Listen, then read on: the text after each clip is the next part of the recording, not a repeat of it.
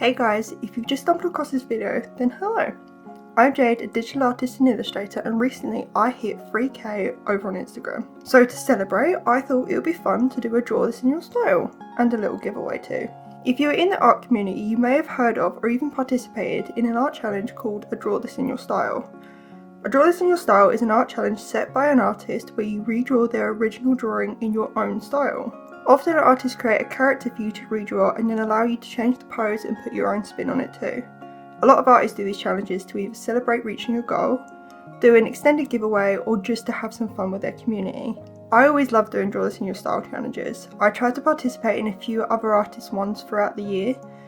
It's even better when I get to make my own because I love to see how you guys draw my original characters in your own style. I have done two in the past, one for reaching 1k and one for reaching 2k on Instagram. So today's draw this in your style is themed around my brand new original character Stella. She is half human and half cosmic, to which she normally presents in her human side. For a bit of context, all of my original characters have a half human and half monster side, because they live in a human/monster world. But normally, people are only human or only part monster, whereas my characters are a group of friends that can shapeshift between their monster side and their human side. So for example, my character Jade is half human and half skeleton, so when she is in her monster side, she has a skeleton tail and skeleton horns. However, Jade tends to stay in her human form because of her dark past and changing personality when she is in her part monster form. I created my characters like this because when I originally drew Jade, she had skeleton horns, but after a while I started to draw her without them because they didn't fit in with my current drawings of her. So instead I decided to create a way of keeping them in her design but not having to draw them all the time, and it adds a fun side to all of my character stories. So as I said, this character that we are drawing today is named Stella. She likes to stay in her human form as she prefers it, but a few of her cosmic features stay in her design. These are her colourful hair, her kind, confident but a little intimidating personality, and of course her star freckles all over her body. When Stella is in her human form, the stars on her body act as birthmarks, whereas when she transforms into her cosmic form, all of the little stars glow on her body. I had a lot of fun designing a new original character as I haven't made a new official one since October 2023. That one being my male character Osiris. I do need to start drawing my original characters more because I don't draw them enough, and I would love to start showing off their stories and personalities more.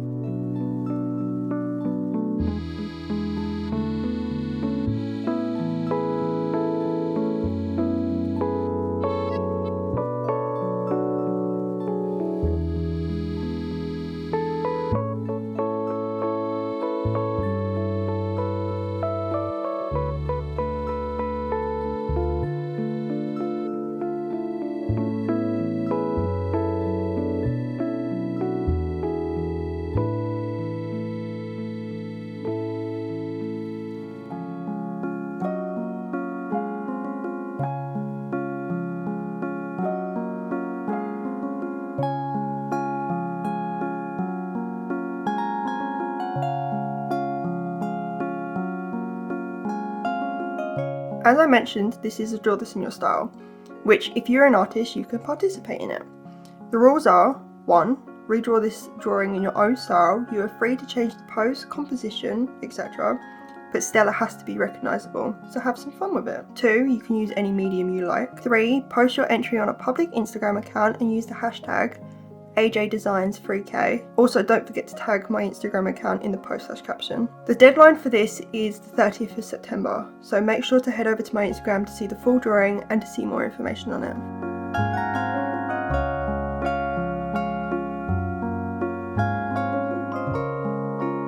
I also added an extra surprise for reaching 3k, which was a little giveaway. So I am giving away a £20 shop credit to one winner to spend on anything they like in my Etsy shop. You don't need to participate in the draw this in your style to enter, so if you're interested in that, again make sure to head over to my Instagram post in the description to join in. The deadline for this is the 31st of August.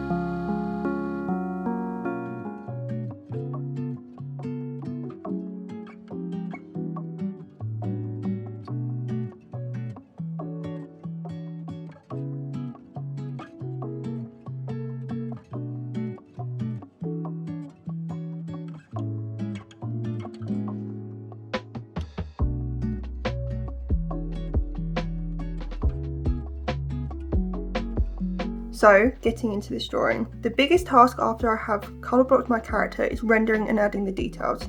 I will always start with the character's eyes because I find this really helps to start a drawing off and give it a bit of life to the character. I always love to draw eyes, especially after finding my style with them. It took me a long time to figure out my style with eyes, mainly because for a long time I couldn't even draw them, but I'm so glad that I can now. One of my favourite parts of drawing eyes is the overlays that I add on top. These are an orange, blue, green and purple. I set the orange on the blending mode colour burn at 30%, the blue on screen at 30%, the green on colour dodge at 25%, and then the purple on multiply at 25%. I add these overlays so that my eyes have a glassy effect and kind of give the eyes more depth and detail. After the eyes, I then move on to the skin. Here I add shadows and extra depth to each area. So with a character's face, I will always add a darker colour to their eyelids, lips, nose, under their eyebrows and the shadows from the character's hair.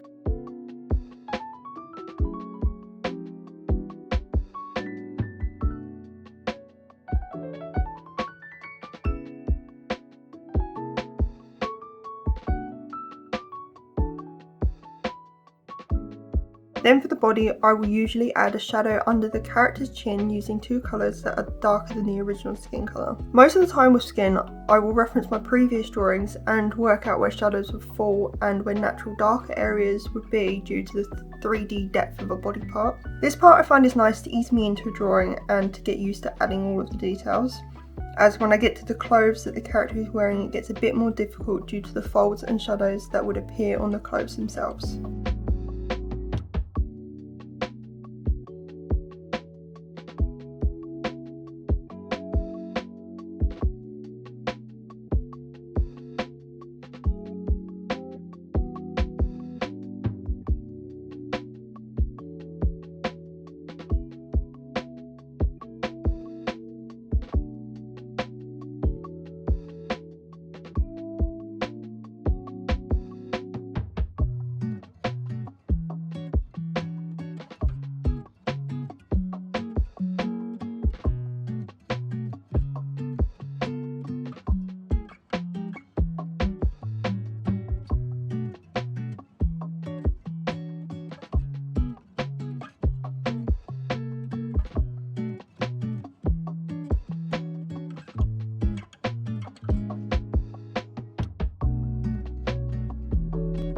Moving on to her clothes, I am adding a saturated blue to add in my shadows.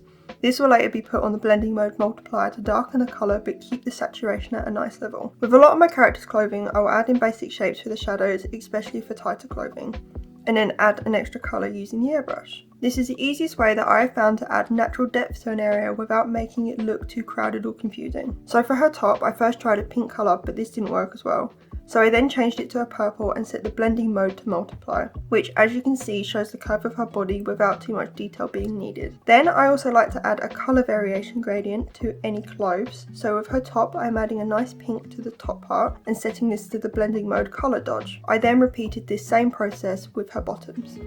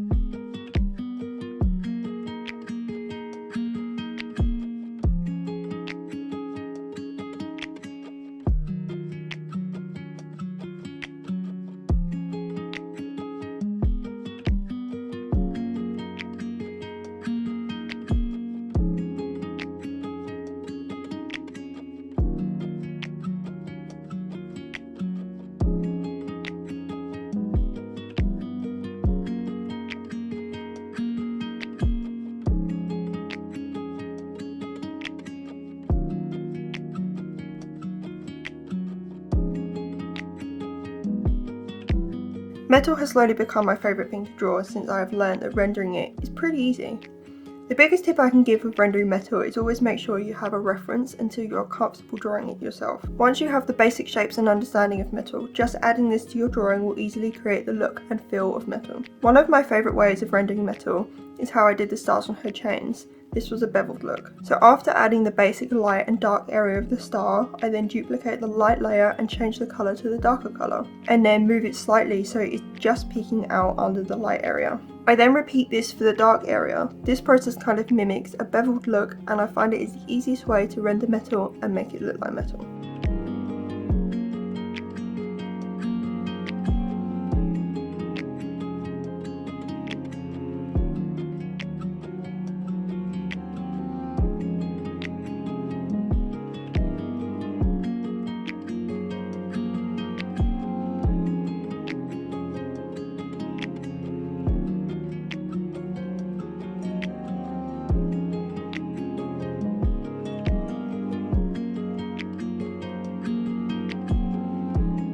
I'm not gonna lie, I did procrastinate rendering Stella's hair.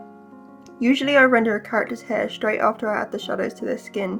However, if the character I am drawing has fluffy hair, or hair that I'm unsure how to render, I will often leave it until last. And with Stella's hair, I procrastinated it by adding extra bracelets to her design and adding the stars on her body. But when there was nothing left to render, I took the jump and just started rendering it. A lot of the time with hair, I will add in shapes until it looks like and gives the idea of hair. I try not to add way too much detail because you can often get lost with the details and you don't need to draw every strand. So this is why I block out where shadows would fall on the character's hair. For Stella's hair, I originally wanted her to have brightly coloured hair.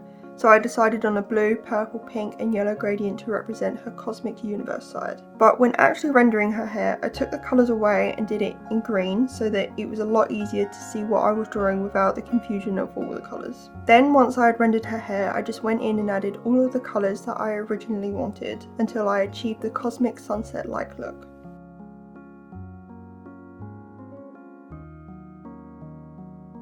We are nearly at the end, and with almost all of the areas rendered, the final part is to add a background behind her. So for this drawing, I of course wanted to build on her space and cosmic theme, which I added a nice blue and pink background with white dots. If you made it this far and would like to draw this drawing yourself, then make sure to head over to my Instagram to check out the rules and the full drawing. Let me know in the comments if you are thinking of joining, and I can't wait to start seeing everyone's versions of Stella in their own style. And with that, the drawing is complete. I do want to say a massive thank you for your continued support on my art. It means the absolute world to me and gives me so much encouragement to continue making and sharing my art with all of you. I hope you have an amazing rest of your day. Bye!